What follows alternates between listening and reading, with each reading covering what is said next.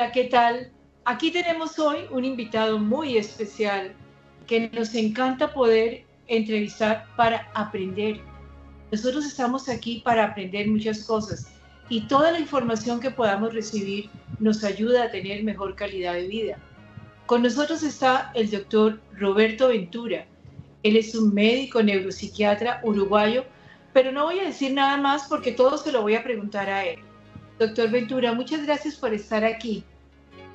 Muy buenos días y muchísimas gracias por esta invitación y compartir las experiencias en este campo de las neurociencias. Bueno, pero ¿quién es el doctor Ventura? ¿Por qué una persona se dedica a esta área y a este conocimiento? ¿Quién es el doctor Roberto Ventura? Bueno, yo nací en la ciudad de Montevideo, de una familia de origen italiano, mis padres ascendencia italiana y músicos, una familia de músicos. Y bueno, estuve transitando un poquito en la música en forma no profesional y después decidí hacer medicina. Me gradué como médico en 1984, después como neurólogo en 1988, como psiquiatra en 1993 y comencé una carrera de docente como neuropsicólogo en la Facultad de Medicina y en la Facultad de Psicología durante muchos años. Pero déjeme lo interrumpo.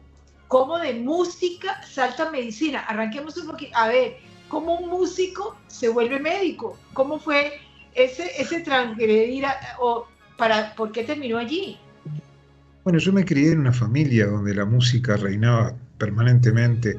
Yo tengo mis tías y mi madre que eran músicos profesionales y fueron bastante pioneras en Uruguay sobre las primeras mujeres que subieron al escenario en Uruguay para hacer música en la década de 40, la década de 50. Y bueno, después cuando yo era niño era el apogeo de la Beatlemanía y yo quedé enamorado de la música y empecé a tocar con amigos. Justo aprovechando un instrumento que había comprado un hermano mío, que era una flauta dulce, empecé a intentar yo también incursionar en tocar este instrumento. Después pasé a la flauta traversa y yo nunca pude ser profesional en la música, pero toqué durante muchos años con muchos amigos en algunas bandas y sobre todo en una que siempre la llevo en el corazón, que es Malpertuis, que es el nombre de la banda de música rock and roll y celta que hemos hecho hasta hace poco. El interés por la medicina nace, de alguna manera, mi interés por estudiar lo que es el cerebro humano. Siempre me atrajo en forma especial, ya desde niño y adolescente, el estudio de este órgano. De ahí decidí hacer medicina ya bastante flechado con la carrera de neurólogo. Pero lo interrumpo otra vez. ¿Encuentra que hay relación entre la música, el cerebro y la medicina? Bueno, esa relación la estoy estudiando más que nada ahora, ya de adulto, pero creo que simplemente pasé de ser un músico no profesional al interés por la medicina, por el tema de la ayuda y una sensibilidad muy especial por la gente que tiene discapacidad. Yo no encontré de entrada una relación directa entre la música y la ayuda a la comunidad, pero la música está más arriba de la política y de la religión, y ahora estamos estudiando justamente cómo estimula nuestros recuerdos para darnos momentos de felicidad. Es increíble que la influencia que tiene la música en la vida de todos nosotros. Realmente desde los momentos en que queremos estar distraídos hasta concentrados, y genera muchas emociones. Yo me crié en un ambiente en Montevideo con muchos amigos, muchísimos amigos desde la infancia y muchos de ellos, algunos de ellos que transitaron por la música y lo hemos hecho durante varios escenarios. En medicina concentra también mucha gente que le gusta la música y hace música, y muchos médicos músicos. He tocado con ellos en varias oportunidades. Entrar a medicina fue un mundo nuevo. Me interesó sobre todo el estudio sobre el cerebro. La discusión iba a ser psicología o medicina. Bueno, intenté hacer medicina, inicié, me llevó unos años y polarizado por la neurología, y cuando llegué a ser neurólogo dije, quiero algo más, porque entiendo que hay mucho más por descubrir, y ahí entré a psiquiatría, a estudiar un poco mejor el comportamiento humano. Bueno, pero vamos por partes, lo vuelvo a interrumpir. Entonces, sí. Ya vimos lo de la música, pasó a la medicina, pero medicina o psicología, ¿qué ¿qué le ayudó a discernir, me voy por la medicina, no tanto por la psicología, y luego brinco o combino con neurología? ¿Cómo son esos cambios, esas decisiones que va tomando sobre lo que va estudiando? Porque era la vía más directa para hacer psiquiatría. Y se hace desde el campo de la medicina. Y yo quería saber neurología también, quería saber cómo estaba hecho el sistema nervioso central y esto que yo siempre sentía que gobernaba la conducta humana.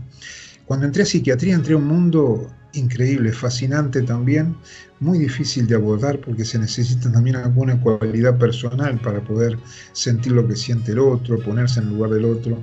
Desde la neurología y con los conocimientos formados como neurólogo inicié el posgrado de psiquiatría. Y ahí empezó una experiencia muy interesante, ver cómo los pacientes que veíamos con los compañeros de psiquiatría, yo tenía una formación previa en neurología, cómo muchos síntomas que veíamos en pacientes psiquiátricos me hacían acordar a síntomas que yo había visto en neurología. Y se volvió más fascinante cuando empecé a ser docente de neuropsicología, que la neuropsicología es un espacio de las neurociencias que justamente aborda la relación entre el cerebro y las capacidades cognitivo-comportamentales.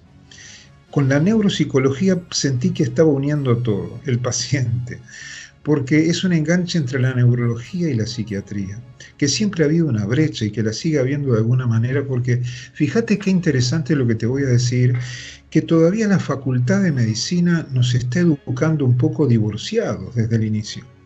O sos neurólogo, o sos psiquiatra, o sos neuropsicólogo, bueno, o sos psicólogo fuera del ámbito de medicina. Pero realmente yo sentía que estaba todo unido. Y bueno, estoy más convencido que nunca que debería cambiar la formación de los profesionales, no tan parcializados de entrada, porque cuando llegás a ver un paciente complejo, como es un paciente con demencia, con enfermedad de Parkinson, traumatismos de cráneo y lo que vos quieras, siempre hay alteraciones vistas por los psiquiatras, por los neurólogos y por los neuropsicólogos, pero el paciente siempre es uno solo. Quiere decir que cuando empecé a transitar psiquiatría, yo me daba cuenta, y bueno, ¿y estos síntomas de la apatía o de la disfunción ejecutiva, qué parecido tienen a la disfunción del lóbulo frontal que yo había estudiado en neurología y en neuropsicología? ¿Y no será que está todo unido? ¿Y no será que las manifestaciones psiquiátricas son manifestaciones de un sistema nervioso central que puede también estar enfermo? Y bueno, empecé a transitar después como neuropsicólogo de un grupo de afecciones extrapiramidales en el Hospital de Clínicas, ya recibido de neurólogo y de psiquiatra, practicando la neuropsicología como docente. Me integré a un grupo que era de enfermedad de Parkinson y movimientos anormales del Hospital de Clínicas. Y ahí se formó otro grupo que era psicocirugía funcional, cuando intervenían a los pacientes con Parkinson colocando electrodos para mejorar su movilidad. Y el paciente con enfermedad de Parkinson o cualquier otro cuadro demencial tiene manifestaciones vistas en psiquiatría, en neurología y en neuropsicología, pero el paciente es uno solo. Quiere decir que lo que habría que lograr en los profesionales es una visión más holística de los pacientes y no pensar que cuando uno hace psiquiatría o psicología no está estudiando el comportamiento del cerebro. Estamos estudiando el comportamiento cerebral. Pero le hago aquí una pregunta un poquito haciendo de abogada del diablo. ¿Dónde están las emociones? ¿Dónde está la transferencia? ¿Dónde queda eso, doctor? ¿Existe? ¿Ayuda? ¿No ayuda? ¿O da lo mismo que me trate cualquier profesional o la transferencia, las emociones? Eso sale un poquito de lo biológico y dónde está el cuerpo humano. Bueno, justamente nosotros seguimos, y yo como formado en neurología en psiquiatría, sigo la línea de Eric Kandel, que es premio Nobel de neurofisiología, y él decía en uno de sus postulados, ya hace algunos años, que todos los procesos mentales, psicológicos, complejos, no complejos, o muy complejos, dependen del cerebro, que la mente es un conjunto de funciones que las lleva a cabo el cerebro humano. Quiere decir que si nos apoyamos en eso, todo nuestro pensamiento, nuestras conductas, la planificación, las emociones radica dentro del cerebro. Son producto de la función cerebral. De hecho, cuando uno entra a estudiar las redes neurales, nuestros cerebros tienen aproximadamente 86.000 millones de neuronas. Pero no todos los cerebros son iguales. En la medida que nos alejamos de ciertas áreas en las que somos todos parecidos, empezamos a ser todos diferentes, justamente porque las capacidades cognitivo y comportamentales, emocionales, la parte intelectual, es diferente en todos nosotros, porque nuestros cerebros no son iguales. Hay redes para las emociones, hay redes para el lenguaje, para la memoria, para la orientación espacial, para el reconocimiento de las caras, hay redes para la empatía, para las neuronas en espejo, el ponerse en el lugar del otro. ¿Y de qué dependen esas redes? ¿Por qué unos las tienen en mayor cantidad y otros en menos? ¿De qué depende eso?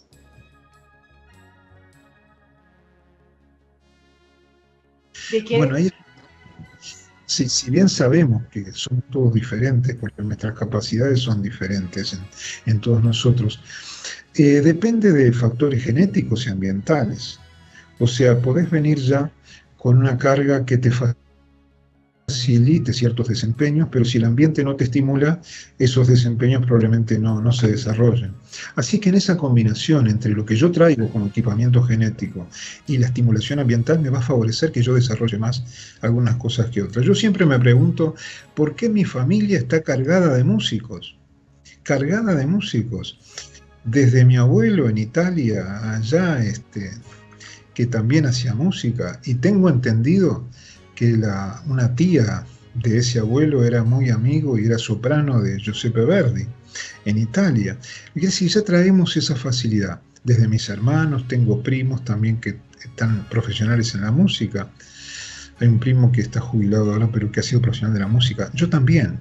Si yo te confieso que no sé leer música y sin embargo toco espontáneamente, hemos tocado hasta con mi madre cuando tenía 91 años, hemos tocado tangos y otros temas en flauta y en acordeón, y es esa facilidad natural que hemos tenido y que tal vez si yo hubiera nacido en otro país hubiera desarrollado más la actividad musical. En Uruguay, la neurociencia...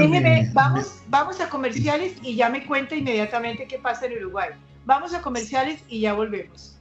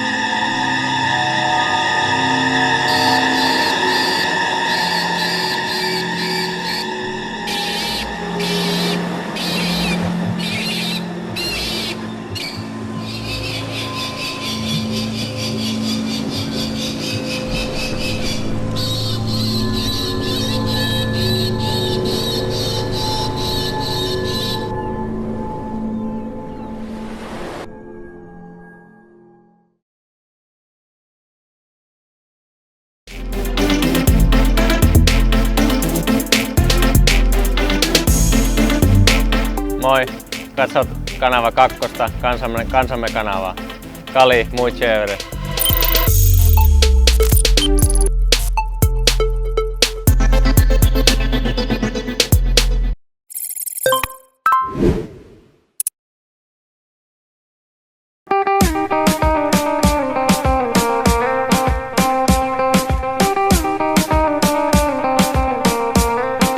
Estás viendo el canal 2, el canal de nuestra gente.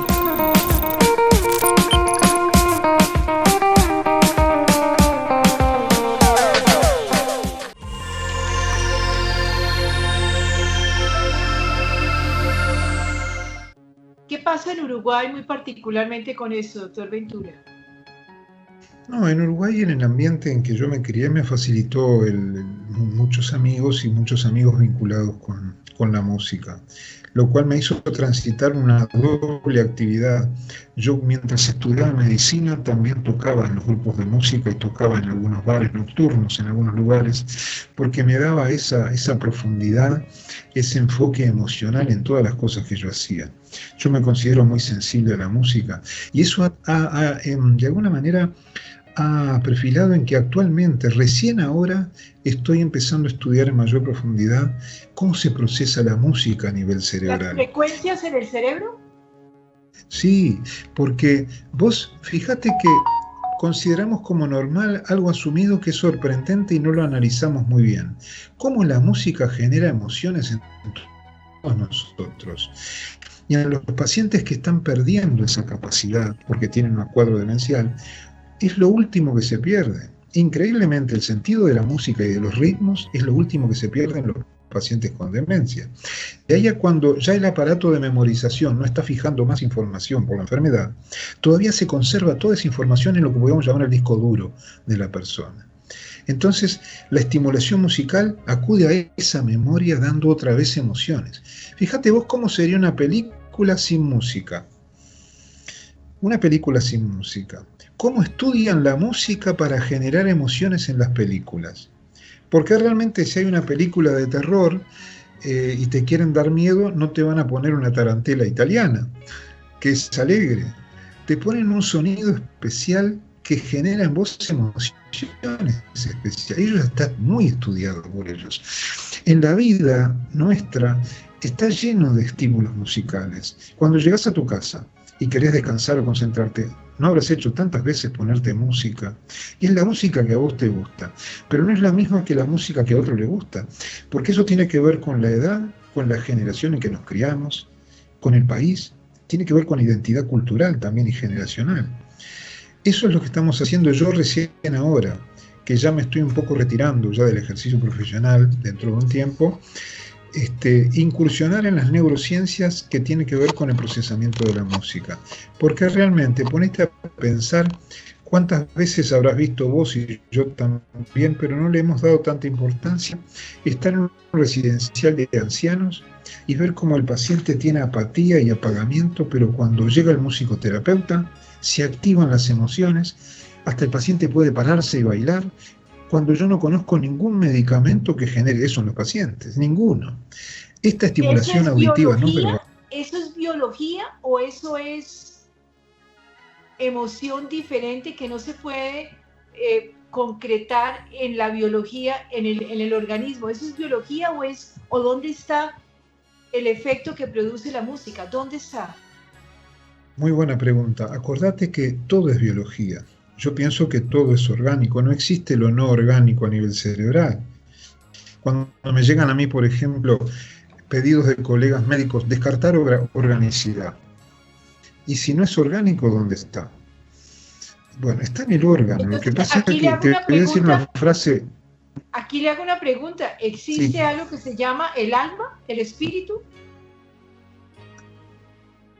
Bueno, ahí entramos en un terreno muy controvertido. Yo creo que todas las emociones se generan en el cerebro.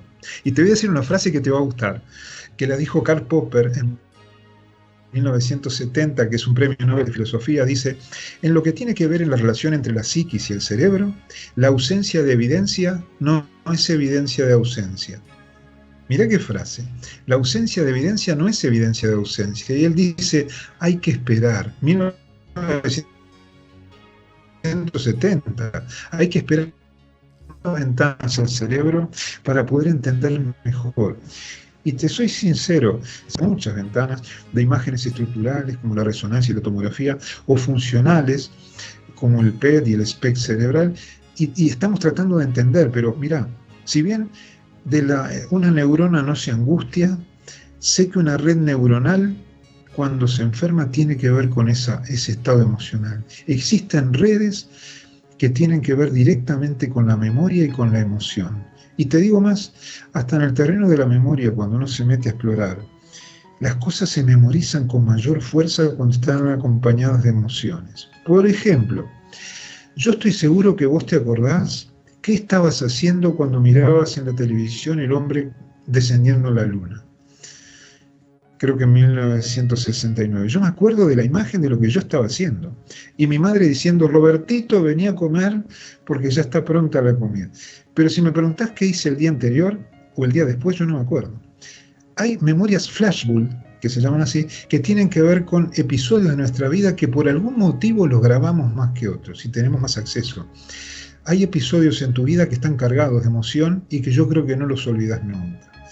Cuando entras en un cuadro demencial, en el caso de los pacientes que yo veo, sí hurgás dentro de la mente de esa persona y la música despierta recuerdos, la música despierta emociones y le da calidad de vida. Ahora, si vos me preguntás, ¿quiere decir que la dicotomía cartesiana ya no está vigente?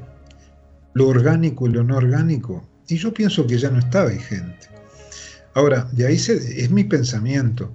Yo pienso que todo depende de la función de nuestro sistema nervioso central y que lo que estudian la psiquiatría, la neurología y la neuropsicología no son más que manifestaciones del funcionamiento de este órgano tan complejo de entender y que realmente que todavía no lo entendemos bien.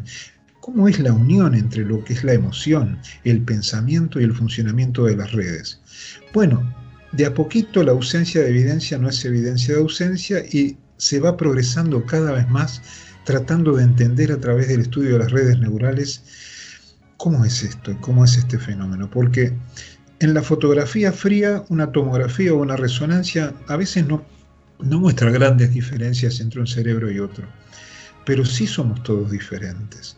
Porque a nivel de las redes neurales que tienen que ver con el estímulo que recibimos, porque el cerebro se alimenta de información. El cerebro se alimenta de información, quiere decir que se desarrolla por la información ambiental que entra por los sentidos y por nuestro propio cuerpo. Y bueno, y se va desarrollando según tu historia, según tu capacidad, según el ambiente, y vas perfilando un desempeño determinado que es diferente a otra persona. Yo estoy seguro que cuando hablamos de la música y emociones, probablemente a vos te emocione una música que a mí no me emocione, o me emocione otra música que a vos no. O capaz que hay emociones compartidas por tu... Mira, cuando yo era chico era el auge de la Beatlemanía. Y yo no entendía nada de lo que decían los Beatles, porque yo no entendía el inglés. Pero era una emoción positiva brutal lo que yo sentía con la música de los Beatles y lo que estaba rodeando socialmente a todo ese desempeño. Bueno, después vinieron otros grupos con otro estilo de música y lo que te hace sentir es un poco diferente. Pero cuando me preguntás sobre la dicotomía, yo pienso que eso ya es historia. Acordate que el mentalismo lo creó Aristóteles. Después estaba la hipótesis cerebral de los romanos, donde decían que sí dependía del cerebro, pero era como un fluido que circulaba por los ventrículos cerebrales. De ahí surge la hipótesis ventricular de la psiquis, que la apoyaron mucho Nemesio y San Agustín por el año 1400, por ahí. Y te puedo decir que después la psiquis fue llevada más hacia el cerebro por la frenología, que era una pseudociencia que se desarrollaba por el año 1700 y algo, donde se pensaba que las capacidades psíquicas se podían palpar por el cráneo.